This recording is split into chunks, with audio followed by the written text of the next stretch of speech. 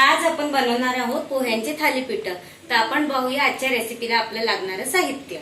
चला तर मग आपण आता रेसिपीला सुरुवात करूया। इथे आपण 1 वाटी पोहे घेतलेले आहेत आणि ज्या वाटीने आपण पोहे घेतलेले आहेत त्याच वाटीने अर्धा वाटी आपण बेसनाचं पीठ घेतलेलं आहे। इथे अर्धा वाटी गव्हाचं पीठ घेतलेलं आहे आणि अर्धा वाटी तांदळाचं पीठ घेतलेलं आहे। इथे आपण 1 चमचा तीळ घेतलेला आहे, मोठा चमचाभर तीळ आहे हा।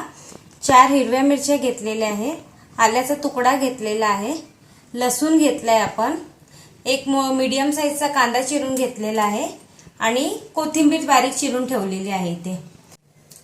इथे आपण हळद घेतलेली आहे, गरम मसाला पावडर आहे, धणे पावडर, जिरे पावडर, इथे मिरची पावडर घेतलेली आहे, चाट मसाला घेतलाय, कसुरी मेथी, जिरे आणि मीठ। इथे आपण हे पोहे धुवून स्वच्छ भिजत घालत ठेवलेले आहे। तर यानंतर या मिक्सरच्या भांड्यामध्ये आपण या जे हिरव्या मिरच्या आहेत त्या, आल्याचा तो तुकडा आहे तो, लसणाच्या पाकळ्या आणि जे जिरे घेतलेले आहेत ते एकत्र वाटून घ्यायचे आहे।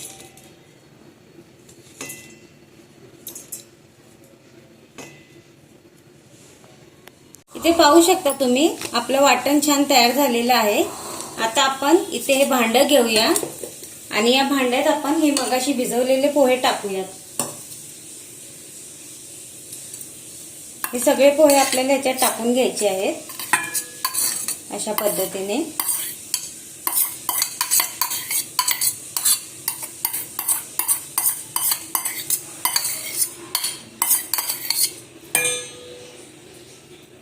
आता याच्यात एक एक करून आपण पीठ टाकायला सुरुवात करूया। इथे जे मगाशी बेसन घेतलेले आहे ते टाकूया, तांदळाचं पीठ टाकूया याच्यात,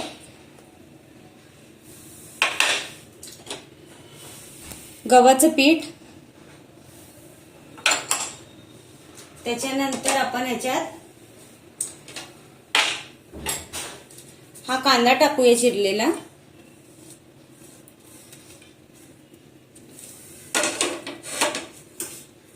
हे जे मगाशी आपण घेऊन ठेवलेले मसाले होते ना ते सगळे टाकायचे आहेत आपल्याला याच्यात।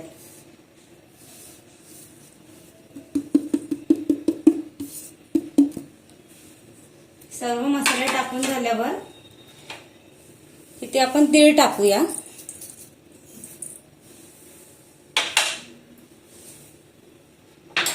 तो मगाशी करून ठेवलेलं वाटण आहे ना ते टाकूया आपण आता याच्यात।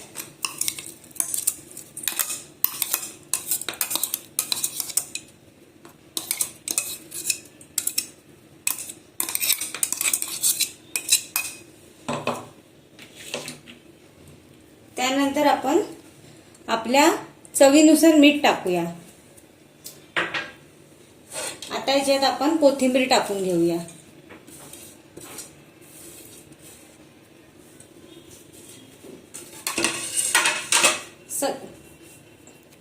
हे सर्व साहित्य आता आपल्याला एकजीव करून घ्यायचं आहे।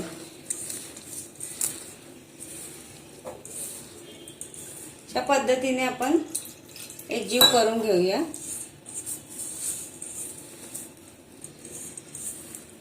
आणि हे जे मसाल्याचं भांड आहे ना त्यातच पाणी टाकून मी थोडंसं त्यात पाणी टाकते।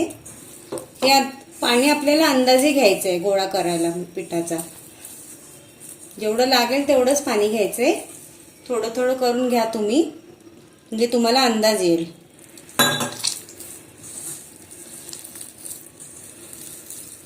तुम्ही पाहू शकता इथे अशा पद्धतीने आपला पिठाचा गोळा तयार झालेला आहे। चला तर आपण आता थालीपीठ करायला सुरुवात करूया।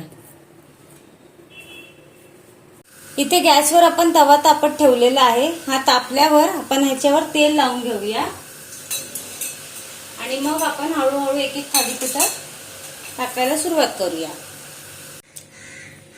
इथे आपण पाहू शकता मी पाणी घेतलेलं आहे थोडंसं बाजूला, या पाण्याचा हात घेऊया असं आणि ह्या पाण्याचा हात घेतल्यानंतर हा गोळा असा घेऊया। तुम्हाला हवं तसं गोळा घेऊ शकता, छोटे मोठे साईज। मी आता एवढा छोटाच साईज घेतलेला आहे आणि आता हा गोळा आपण तव्यावर टाकून हाताच्या साहाय्याने थापून घेणार आहोत। तुम्हाला जर असं जमत नसेल तर तुम्ही पॉलिथिनची पिशवी असते ना किंवा दुधाच्या ज्या पिशव्या असतात त्या मधून कट करून त्याला पाणी लावून मग त्याच्यावर थापूनही तव्यावर तुम्ही असं टाकू शकता. मला आता असं जमतंय म्हणून मी आता या पद्धतीने करते. हे थापून झालेलं आहे. आता आपण या सुरीच्या साहाय्याने मध्ये असं होल पाडून घेऊया.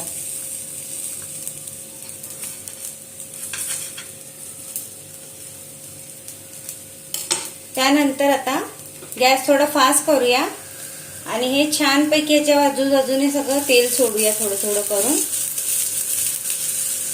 जेणेकरून हे खरपूस भाजले जातील आणि तव्याला चिटकणार नाही.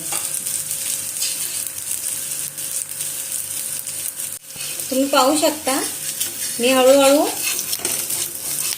ह्याला बाजूला काढते आणि पलटी मारून घ्यायची. याला हळूहळू अलगद हातानेच करायचंय, नाहीतर हे थालीपीठ तुटतील. आता ह्याला पलटी मारून घेतलेली आहे. आता ह्याला दुसऱ्या बाजूनेही भाजू द्यायचं छानपैकी. साईडने आपण तेल सोडूया. थालीपीठ आता दुसऱ्या साईडने भाजून झालेले आहेत. आपण ह्याला आता बाजूला काढून घेऊया. पीठ थापायची दुसरी पद्धतही मी दाखवते. अशा पद्धतीने एक स्वच्छ रुमाल तुम्ही पाण्यातून पिळून घ्यायचा आहे आणि या पाटावर ठेवायचा आहे, जो पोळपाट असतो ना त्याच्यावर, आणि परत ह्याच्यात थोडंसं पाणी लावून घ्यायचं आणि हे थालीपीठाचा गोळा आहे ना पिठाचा, तो असं अलगद घ्यायचा आहे गोळा आणि ह्याच्यावर अलगद हाताने थापायचं आहे हळूहळू करून. तुम्ही पाहू शकता मी कशा पद्धतीने थापते. तुम्हीही तसंच थापा.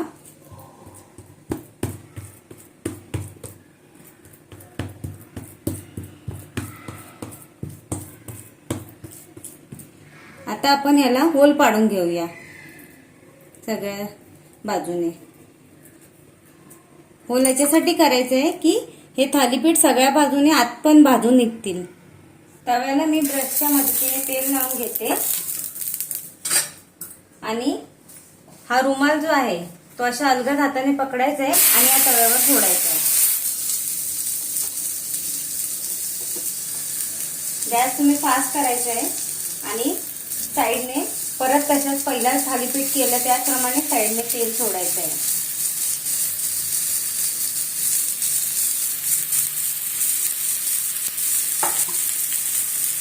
छान हे एका साईडने भाजून झाले की परत दुसऱ्या साईडने भाजायचे. आता तुम्ही या थालीपीठाला अशा पद्धतीने उलटण्याच्या साहाय्याने पलटी मारून घ्यायची आहे. आता याला दुसऱ्या साईडने छान खरपूस भाजू द्यायचं आहे. साईडने असं छान तेल सोडायचं आहे. मध्येही जे होल्स आहेत त्याच्यात तेल सोडायचं आहे, जेणेकरून मागच्या साईडलाही तेल लागू दे.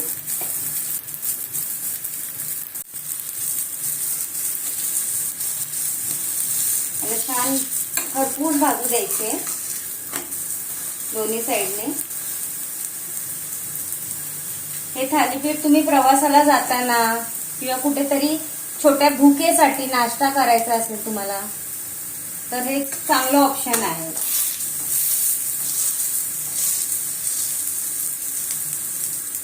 तुम्ही पाहू शकता हे थालीपीठ आता दोन्ही साईडने छान भाजून झालेले आहेत. आता याला आपण काढून घेऊया. तुम्ही पाहू शकता इथे आपले थालीपीठ बनवून रेडी झालेले आहे. याला मी दह्याबरोबर लोणच्यावर सर्व केलेला आहे. तुम्ही व्हाईट बटर बरोबरही याला खाऊ शकतात. हे खूप टेस्टी लागतात. तुम्हाला जर माझी ही आजची रेसिपी आवडली असेल तर तुम्ही तुमच्या घरी नक्की ट्राय करा. मला कमेंट करून कळवा की तुम्हाला ही रेसिपी कशी वाटली आणि मला लाईक, शेअर, सबस्क्राईब करायला विसरू नका. बेल आयकॉन नक्की दाबा. चला भेटूया पुढच्या रेसिपीत.